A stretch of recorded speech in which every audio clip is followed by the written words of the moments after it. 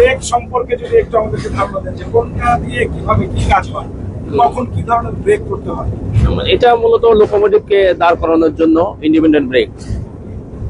আর locomotive সহ ট্রেনকে break করতে automatic break apply করতে হয়। তার মানে হচ্ছে এখানে ব্রেক কয়টা? ব্রেক মূলত দুইটা, আর একটা ইমার্জেন্সি ব্রেক ভালভ আছে আমাদের পিছনে, ইমার্জেন্সি ব্রেক ভালভ। আচ্ছা, এমার্জেন্সি ব্রেক জি জি এই যে এইটা জি জি এইটার কাজ কি? কখন এটা করতে হয়? এটা ইমার্জেন্সি, একদম যখন কোনো কিছুতেই কাজ হচ্ছে না তখন ইমার্জেন্সি ব্রেক ভালভটা আপনার উঠাই দিতে হয় ইমার্জেন্সি।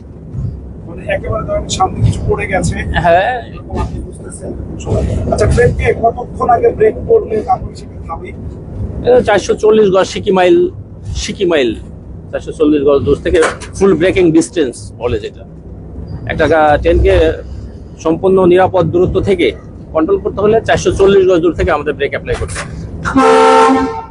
440 গজ। কয় ধরনের ব্রেক এটা দিয়ে পুরো যাত্রীদেরকে বা ট্রেনটিকে নিয়ন্ত্রণ হয়?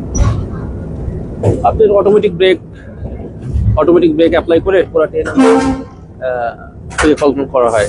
আচ্ছা, মানে এই দুটোই হচ্ছে যে ব্রেক, এখানে আর পিছনে হচ্ছে ইমার্জেন্সি ব্রেক। জি, আচ্ছা, এই হচ্ছে যে ট্রেনের একটি লোকোমোটিভ, এখানে যে ধরনের যন্ত্রপাতি আছে, এইভাবে আসলে ব্রেক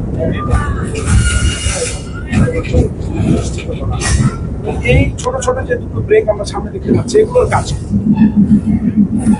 এটাই তো ইন্ডিভিজুয়াল ব্রেক, এটা দিয়ে লোকোমোটিভকে দাঁড় করানো হয়। আর এটা অটোমেটিক ব্রেক, যেটা দিয়ে আপনার লোকোমোটিভ সহ ট্রেনকে নিয়ন্ত্রণ করে ট্রেন চলার সময়। কোচে ব্রেক করলে কোচেও লাগে।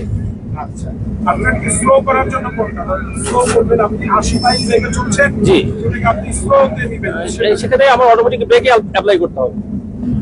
আচ্ছা, আর হঠাৎ করে সামনে কিছু পড়ে গেছে, সেটা অটোমেটিকে ইমার্জেন্সি পজিশন আছে, ইমার্জেন্সি পজিশনে নিতে হবে, প্রয়োজনে ইমার্জেন্সি ব্রেক ভালভও অ্যাপ্লাই করতে হবে। এখন তো আপনার এই যে চলে আসছে, এখন দাঁড় করানো হয়। হ্যাঁ হ্যাঁ, তারপর ভাই ধন্যবাদ। আপনাকেও ধন্যবাদ ভাই।